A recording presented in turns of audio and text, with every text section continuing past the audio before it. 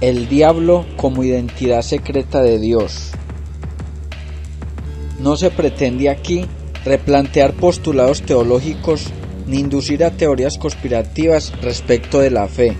Solo se quiere analizar lúdicamente, desde la más sana curiosidad y a través de diversas interpretaciones culturales, una nueva versión sobre la mayor encarnación de nuestros miedos.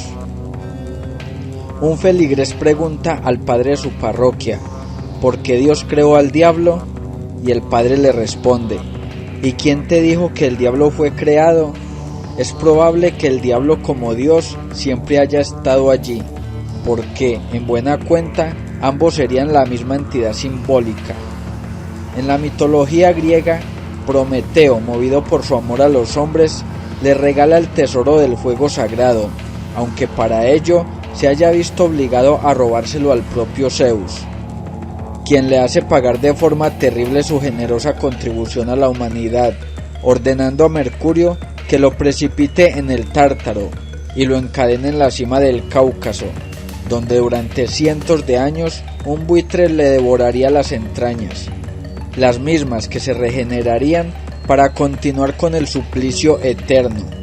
Los hombres también recibieron su castigo con el diluvio, pero Hércules dio muerte al buitre y Zeus perdonó a Prometeo. Desde entonces, gracias a Esquilo, el dramaturgo griego, el mito de Prometeo encadenado representa la imagen viva del espíritu luchando con la materia inerte, como la razón en pugna con la fuerza, como la personificación de lo grande y elevado contra lo bajo y rastrero. Prometeo no es condenado por el acto del robo en sí, sino por la osadía de compartir la razón, esa sabiduría reservada a los dioses con los simples mortales, movido únicamente por el amor. Desde las primeras teorizaciones respecto a la dualidad del bien y el mal, estaban presentes y emparejadas las nociones de razón y salvajismo. Se entendía que el hombre que se dejase conducir por sus instintos se guiaría básicamente por el mal, y que el hombre que actuara cobijado por la razón sería alumbrado por la antorcha del bien. Dios estaría entonces en el discernimiento y el equilibrio, y el diablo en los instintos que solo buscarán satisfacerse. En el Edén, ese paraíso de la flacidez y la desconexión, Dios prohíbe a Adán y a Eva, los primeros humanos según las creencias judías, cristiana y musulmana, probar del fruto del árbol del conocimiento, so riesgo de muerte. Pero, ¿por qué un padre que ama a sus hijos les negaría la luz del conocimiento? ¿Qué riesgo podrían correr los humanos de ser dueños de sus propios actos? Dios plantea la prohibición como una surrepticia invitación a la desobediencia. No existiría tal tentación si no existiese la necesidad de transgredirla. No existían necesidades en el paraíso. Entonces, ¿para qué la necesidad de controlarse? Pero ya que los primeros humanos poseían la pureza de la más conspicua ignorancia, salvo para revolotear como hippies en el verde jardín, fue necesario que apareciera un ente que adoptase el papel de disociador y facilitador, a riesgo de ser condenado eternamente por tal acción. Satanás, el ángel caído, expulsado al caos por rebelarse contra Dios, aparece en el Edén, en forma de una serpiente para tentar a Eva a probar del fruto del árbol del conocimiento del bien y el mal, y así extender el pecado mortal a Adán y a la humanidad futura. La figura simbólica de Satanás es probablemente la del primer indicio de razón propia después de Dios. Su rebelión, toda rebelión, requiere de un conocimiento que se oponga a otro. Fue dotado de razón antes de que Adán y Eva pecaran de desobediencia. Satanás es la imagen del hijo caído y castigado por rebelarse contra el Padre, similar a la de Prometeo condenado por robar el fuego sagrado de su Dios supremo, Zeus. Los dos pecaron de discernimiento y de intencionalidad personal, ya sea por envidia o por amor, ambas características muy humanas. Algunas religiones tradicionales o doctrinas, como el yedicismo, luciferismo y gnósticos, consideraban a Lucifer como una identidad positiva, libre de oscuridad, que se rebeló contra Dios para darle a la humanidad la sabiduría y a quien luego Dios perdonó y restauró como su ángel predilecto. Por ello, si Dios hizo una invitación subrepticia a la desobediencia, Satanás solo fue un vehículo de ese plan que buscaría principalmente el despertar del hombre a la razón y a todas sus aristas, ventajas y desventajas. Esa serpiente pudo ser el mismo Dios, que a pesar de su deseo de protección a sus hijos amados, tuvo que darles el empujón para que dejasen el nido y se enfrentasen a la realidad, con el inmejorable regalo del conocimiento como antorcha. Dios practicó el libre albedrío con su más desprendida expresión. Le entregó al hombre la libertad para darle la espalda. No se podría entender un amor sincero si el mismo Padre hubiese creado a los humanos y al amor en forma perfecta para mantener un sistema jerárquico basado en una conducta inconsciente, repetitiva y eterna. ¿Qué padre desearía que sus hijos lo amasen por el cumplimiento de un mandato judicial o genético? Bajo la deducción de que Dios es todo y que ni un cabello se mueve sin su voluntad, entonces el mismo Dios creó el equilibrio a través de la razón, materializando el peso contrario de la balanza en una entidad o actitud que proviniese de él mismo. Dios puede ser el otro lado del espejo, habiendo creado por ecuación matemática el mal, que nosotros podemos elegir, evitar o combatir. Judas, por ejemplo, fue tentado a actuar con traición o tenía una misión que cumplir a través del más doloroso de los sacrificios.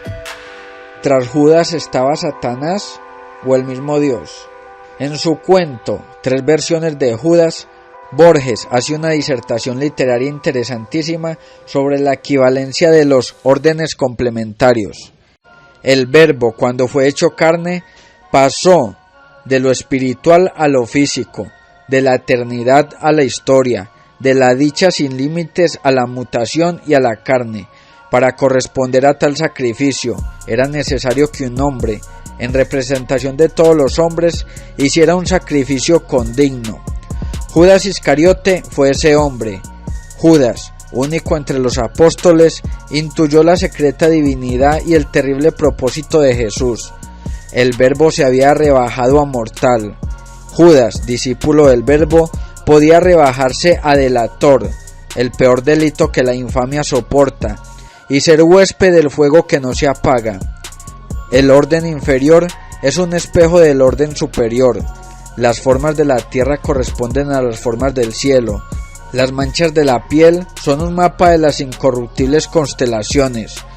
Judas refleja de algún modo a Jesús, de ahí los 30 dineros y el beso. De ahí la muerte voluntaria para merecer aún más la reprobación. En El Exorcista, la excelente novela de William Peter Blatty, en un receso del exorcismo de Regan, un sereno padre Merrin le explica a un fatigado y desesperado padre Carras: y sin embargo, incluso de esto del mal vendrá el bien, de algún modo que nunca podremos entender ni siquiera ver. Merrin hizo una pausa. Quizás el mal sea el crisol de la bondad, manifestó, y tal vez el propio Satán, a pesar de sí mismo, sirva de alguna manera para cumplir la voluntad de Dios. Curiosidad aparte, resulta la revelación del más famoso exorcista del Vaticano, el padre Gabriel Amor, quien explica que los ministros de la Iglesia que no creen en el diablo como identidad real y sí solo manifestación genérica están en pecado mortal. En algunas religiones y creencias se considera la no existencia del diablo, explicando la maldad como el nivel de lejanía de uno con respecto a Dios. Eso asume que la oscuridad también proviene de Dios, pero que nosotros tenemos la libertad de elegirla o no, gracias a que poseemos la virtud del discernimiento. La figura mítica del diablo fue la identidad secreta de Dios. Luego el hombre adoptó e hizo suya esa figura para justificar su debilidad y alimentar los miedos propios y ajenos. Así el hombre le dio cuerpo y consistencia, y cuernos y rabo.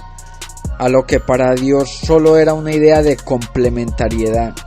Las posesiones demoníacas son parte del juego simbólico. La idea de ser poseídos nos asusta, nos aterra, nos aleja del mal y nos acerca a Dios. El mal encarnado tiene muy mala publicidad al perder casi siempre en los exorcismos. Lo que hace realmente el diablo a través de ese juego macabro es poner a prueba nuestra fe, fortalecerla y difundirla, como a través de los santos.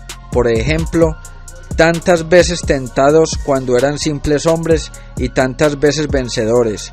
Los demonios son tan inferiores a la sola presencia divina como cuando le suplicaron a Cristo quedarse, por lo menos dentro de una piara de cerdos antes de desbarrancarse.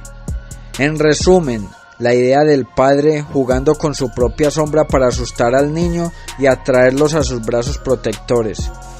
En 1966, en la ciudad estadounidense de California, el músico, mago y escritor ocultista Anton Szandor fundó la Iglesia de Satán, con un concepto totalmente alejado de la percepción popular de los grupos satánicos. La filosofía de Anton nada tiene que ver con los sacrificios de cualquier tipo, humanos o animales, ni con la adoración de la figura mítica de un diablo con cuernos y tridente.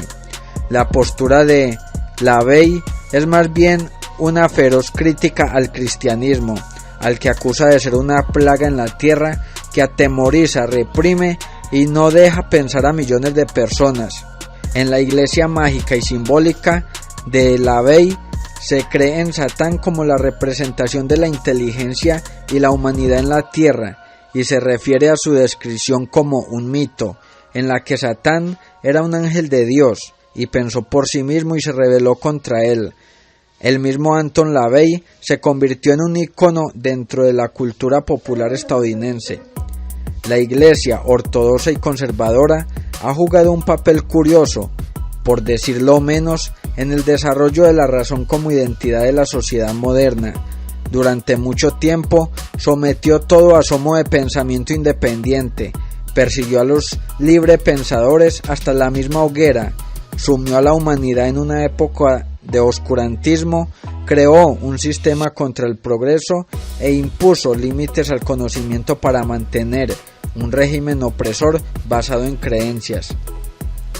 La razón entonces tenía un dueño, la Iglesia. Solo esa razón prevalecía y no la de los demás.